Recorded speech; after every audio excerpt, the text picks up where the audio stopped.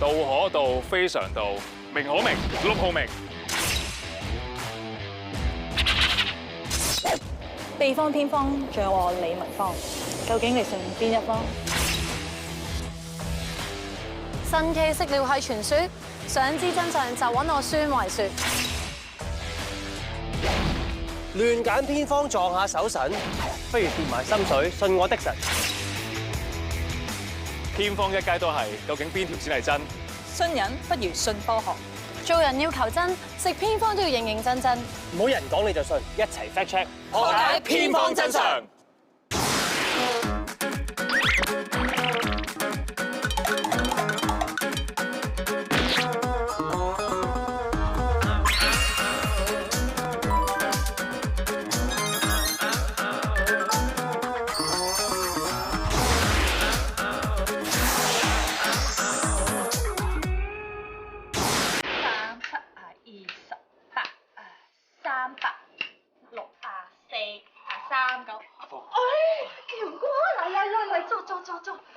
我檢查過晒啦，呢度個個收晒鋪咧，冇人噶啦，老闆娘。好耐冇見你，一見你好興奮啊！一興奮啲痰就湧上個頸，搞到咁大聲咳啊，忍住俾人發現我哋係幽會啊！我媽咧話有個偏方啊，沖嗰啲大蒜水，佢話啲大蒜可以殺菌嘅止咳咁樣啊！哎呀，大蒜水啊，令到你更加刺激喉嚨啦，梗係唔得啦！食咗佢咧，呢粒得唔得㗎？呢臭臭地嘅喉糖嚟㗎，得唔得啊？真係得㗎，我試下先。咪住！食喉糖即係治標嘅啫。如果你係感冒嗰種咳，食完可能仲衰添。你咩嚟㗎？咩嚟啊？人嚟啊！湖水嚟嘅，飲熱檸檬水。檸檬可以增強抵抗力，食完之後仲可以化痰添。你飲咗佢。下邊有咁多嘢嘅？係啊。咪住，食我手上呢啱蜜糖啦。蜜糖可以喺喉嚨發炎嘅部位形成保護膜，所以止咳係一流㗎。點解我咳嗰陣又唔見你沖蜜糖俾我飲啊？你咁冇沖檸水我飲啦。唔緊要啦，而家沖翻俾你。等我哋沖熱檸蜜啊！唔好啊，鴛鴦啊，咖啡奶茶。你哋咩關係啊？仲冇人喺下邊？咁奇怪。喂，有冇人啊？我嘅偶像愛因斯坦講過，想像力比知識重要，因為知識係有限嘅，但想像力可以係無限。不過喺我 Doctor Six 嘅世界裏邊，如果想像出嚟嘅嘢冇知識去 support，咁永遠都係憑空想像啦。就等於人人話洋葱蘋果水可以醫到咳，究竟係想像出嚟啊，定係有實質嘅理據呢？洋葱加蘋果係點樣舒緩咳嗽？一日一蘋果，醫生遠離我。洋葱唔怕多，食咗笑呵呵。咦，咁洋葱加蘋果咪越飲越輕鬆？我冇聽錯嘛？你咁樣叫食字啊？你勉強啦。我唔覺喎，飲完唔咳啊，咪輕鬆咯。不過咧，個人對於洋葱蘋果水飲完止咳咧，就真係絕對有懷疑嘅。想知答案其實好簡單啫。我知，問下啲街坊嘛。好精明，你兩個仲唔行？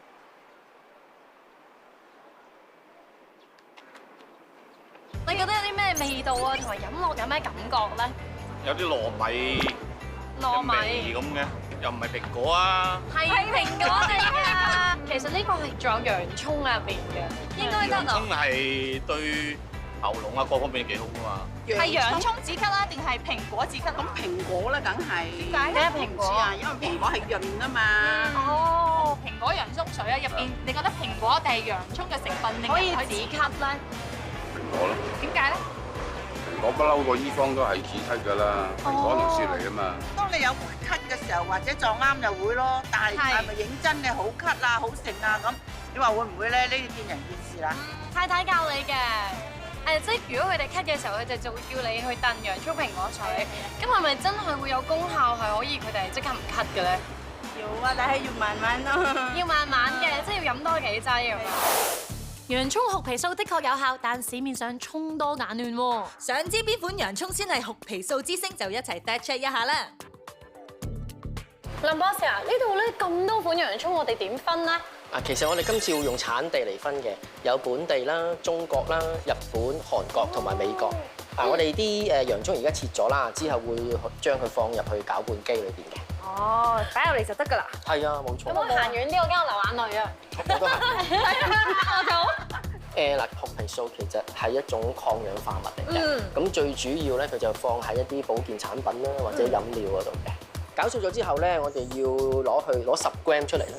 其實除咗洋葱之外咧，好多種水果啦或者蔬菜啦都會有學皮素嘅，例如蘋果啦、番茄啦、西紅柿、西蘭花同埋啲紅蘿蔔都會有嘅。首先我哋會用超聲波提取法將學皮素提取出嚟嘅，然之後我哋會將佢擺落離心機啦，將洋葱同埋嘅溶液分離開去嘅。最後我哋會將樣本放落去 HPLC 嗰度進行化驗，之後我哋就可以知道總學皮素嘅含量究竟有幾多㗎啦。咦，有實驗結果咯喎，咁邊個係最高㗎？學皮素最多嘅就係日本洋葱，每公斤就有442嘅毫克。其次就係美國嘅紅洋葱，每公斤就有大約387毫克。而第3位嘅就係日本紅洋葱，每公斤就有229毫克。咁咪即係呢個日本洋葱係最多㗎咯？呢個留俾我啦，其他嗰啲你攞去。文芳，你對我真係好㗎咋，唔使客氣，好姊妹。咁2014年咧，美國就曾經喺化驗室做過一項研究咧，就想了解下哭皮素對於我哋傷風病毒嗰啲感染究竟有冇作用。咁啊發覺咧，佢係有啲能力去減少嗰個病毒嘅生長，同埋咧阻慢佢侵入身體。咁所以佢都有咁嘅潛質去成為將來有一啲更好嘅醫藥用途嘅。洋葱蘋果水入邊咧，其實最主要嘅成分咧就係合皮素啦。咁其實本身合皮素咧就被譽為天然嘅抗組織胺啦，同埋其實係可以抗炎嘅。佢主要咧就係減慢呼吸細胞咧去製造嗰個炎症嘅因子啦。咁如果要提高合皮素嘅提取嘅話咧，就必須要有適當嘅芥質啦。其中一款合適嘅芥質咧就係果酸啦。咩係合適嘅果酸咧？佢酸度唔會太高啦，因為如果酸度太過濃嘅話咧，就會對呼吸道造成影響啦。咁唔利於個咳嗽啦。蘋果咧本身因為有豐富嘅鐵質同埋呢一個合皮素夾埋一齊咧，係可以幫助帶走致敏原嘅。正蘋果同埋洋葱佢咁夾啦，佢哋咧就夾埋一齊咧就做呢個蒸燉嘅。有研究發現，如果有規律咁攝取學皮素，可以減低患上肺癌嘅風險。雖然未必人人都得，但係洋葱、蘋果係天然嘅食材，一試無妨啦。作為一個上進嘅年青人，必須要經常閱讀自我增值呢本《清宮醫學錄》，乃係好書啊！正所謂書中自有黃金屋，書中自有黃薑一碌。誒，黃薑有咩用咧？薑可以止咳，止咳必先勞其筋骨。餓其丈夫啊！邊個喺我間房度搞震？關大夫。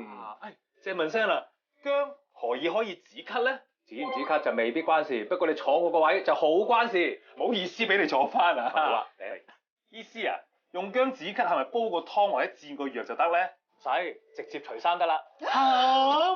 除到腰椎第5節好啦，唔好除多喎。係咪咁啊？差唔多啦，低啲。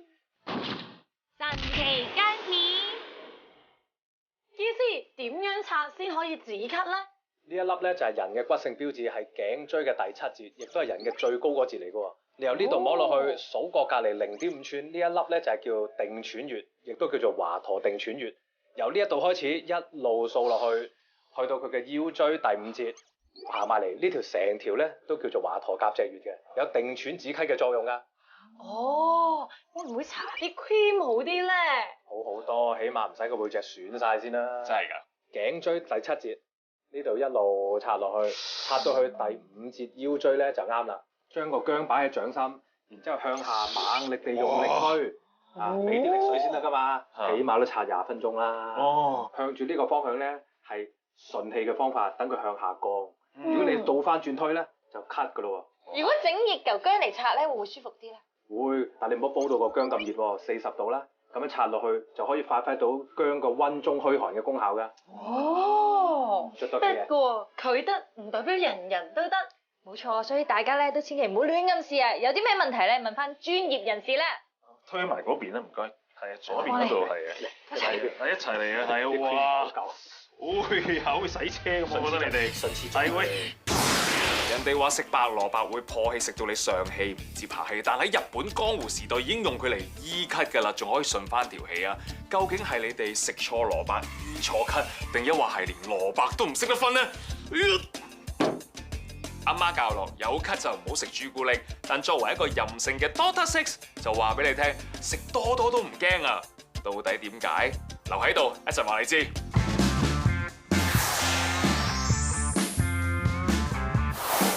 唔係嘛？你仲飲珍珠奶茶，仲飲黑糖珍珠鮮奶，學我啦！我而家係羅漢果茶 KOL 啊！飲完翻嚟乜咳都冇啊！好咳！哇，師兄好多還談喎，嚟3拍啦！開，試下先啦，火涼藥啊！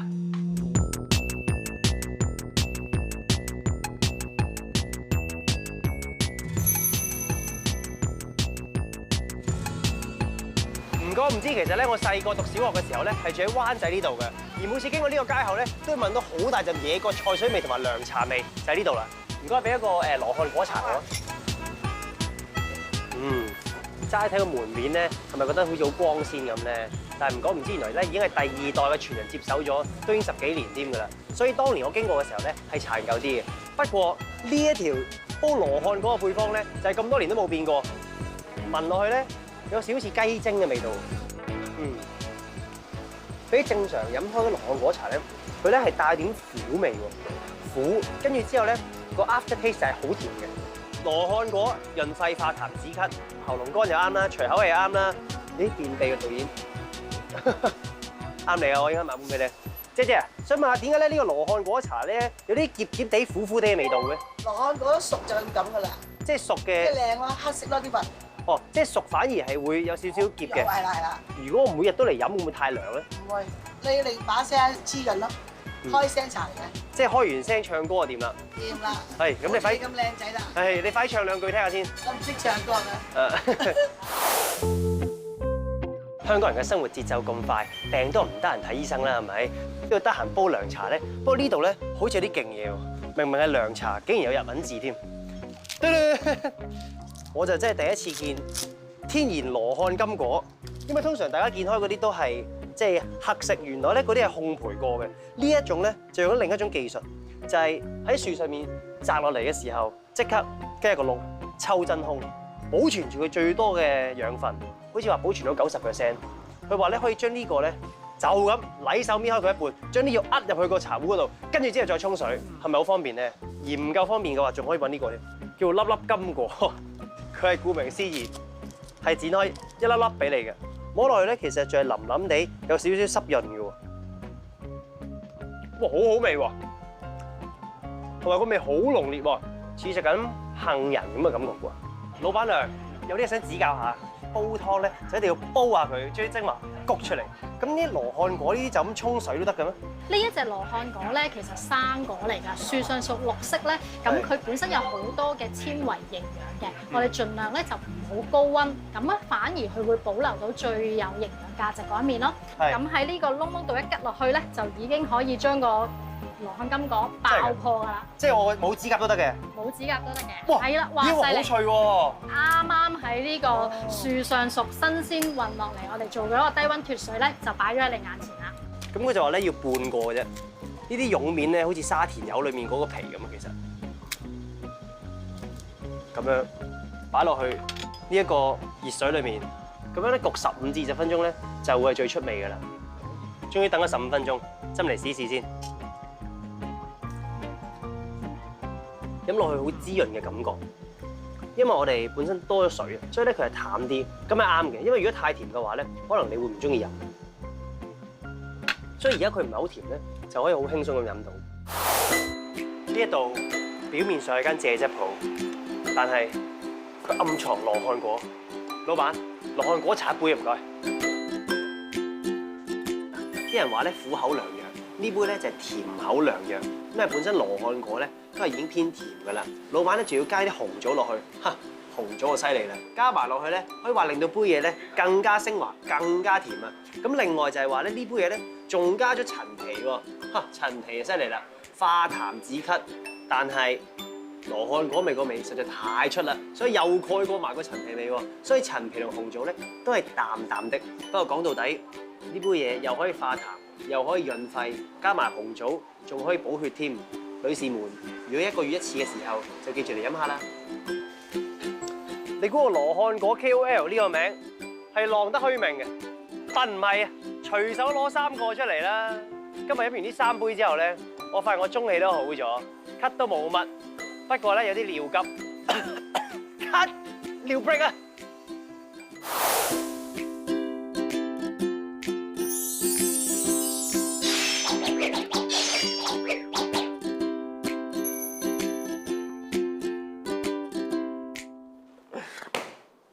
冇奶油㗎，點解啊？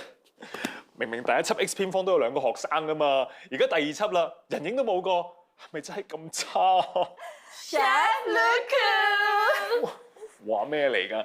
唔緊要啦，大媽都照殺啦，阿婆。Hello， 咦？睇真啲，原來 Chef Luke 有幾似 TVB 個6號喎。哇，係喎，早知揾肥媽教咪得咯，使乜揾佢教啊？係喎。根本唔同，嗰個6號邊有我咁高大靚仔啊？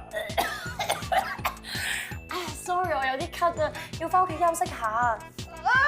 你走啊？咁我都走啦。咪住啊！做人唔可以咁容易放棄，有咳更加唔可以唔理㗎。我正就係袋咗一條可以舒緩咳嗽嘅偏方啊！咳嗽偏方得唔得㗎？梗係得啦，唔好眨眼啦，出嚟啊！哇，白蘿蔔蜂蜜，白蘿蔔加蜂蜜係日本人嘅止咳偏方。但係白蘿蔔都分好多種㗎喎。我屋企咧有胡蘿蔔啊，我諗都係差唔多，不如用我啲胡蘿蔔啊。呢個 OK 嘅。得啦，你揀老公會唔會求其執一件啦？Dixon，快啲同我哋揾條靚蘿蔔翻嚟。入實驗室咧就撳緊急掣，入街市咧就梗係揾阿老細啦。老細，想問下你可唔可以介紹下啲白蘿蔔咧？即係個圓啦，圓淨啲啦，啲皮靚啲啦，重手啲啦。青個頭咧，佢就會比較啲皮會厚啲㗎啦。哦，皮厚有咩好，有咩唔好咧？皮厚咪要刨深啲咯，比較老啲咯。哦，想攞啲白蘿蔔去浸蜜糖嚟飲，邊個會好啲咧？中國啦，係中國蘿蔔。點解咧？多汁啊嘛，重身嘅多汁。咁我執幾個多汁嘅白蘿蔔翻去浸蜜糖水啊？唔該。浸蜜糖水係咪？好啊。首先將個蘿蔔洗淨，然之後刨皮，咁啊切好晒啲蘿蔔粒之後啦，將啲蘿蔔倒入個玻璃樽度。我知啦，嗱，倒晒文芳前啲蘿蔔咧，再倒埋蜂蜜落去，然之後就倒落個口度，咁搞掂啦。咁簡單啊，真係。首先我哋咧要將啲蘿蔔倒入個樽啦，最好咧就預個份量係1半滿啦，而家差唔多啦。咁然之後倒咧啲蜂蜜落去，啲蜂蜜預個份量咧就係差唔多樽嘅1/3。最後一個步驟就係將佢扭埋蓋，然之後將佢擺入雪櫃雪5個鐘。係，跟住我哋做咩啊？等5個鐘啦。夠鐘啦！哇，好多水啊！係啊，因為咧嗰啲蘿蔔咧會出水噶嘛，所以個份量就多好多啦。我聞到啲蘿蔔味，係咪好得意蘿蔔酸味咧係嘛？好啦，然之後咧加啲暖水落去，咁啊稀釋佢，攪佢。阿雪，你試下，味道點啊？又幾好飲喎，仲有少少清涼嘅味道添，又真係好似舒服咗喎。不過咧，阿 Chef Lulu 啊，呢件事咧點都好似流流地咁喎。咪係咯，我聽過話啲白蘿蔔仲會破氣添㗎嘛。Chef Lulu，你 fact check 咗未㗎？你既然唔信我，大夫有請黃醫師。白蘿蔔同埋蜂蜜咧點樣可以舒緩咳嗽咧？我哋咧可以參考下咧日本人嘅做法喎。一啲初期嘅感冒啦，或者係起咳啦，佢哋咧會將呢啲大根嘅植物咧攞出嚟咧就沖水飲嘅，就發現咁樣可以防病。白蘿蔔咧佢係一個所謂行氣理氣嘅中藥啦。咁破氣嘅意思咧，其實就係話令到啲氣機咧運行得快一啲啦。咁當一個人身體本身氣機唔出現問題嘅時候，你嘅氣要行快一啲咧，原則上係冇問題嘅。但係如果本身咧氣係好弱嘅，你就會覺得好似咧身體仲唔舒服咗咁樣咯。原來係咁，咁等我飲多啲先。係咪幫到手咧？喂，你唔飲嘅？你真係有所不知啊！我細個試過發過夢咧，俾一條好大條嘅白蘿蔔追住我啊，好恐怖㗎！從此之後我就唔再食白蘿蔔啦。腳嗰條蘿蔔，你都見過原來係咪好恐怖啊？咖啡咧，咖啡應該 OK 啦啩？OK 喎，不過咖啡可以舒緩咳嗽嘅咩？呢條係西方嘅偏方 ，Why not？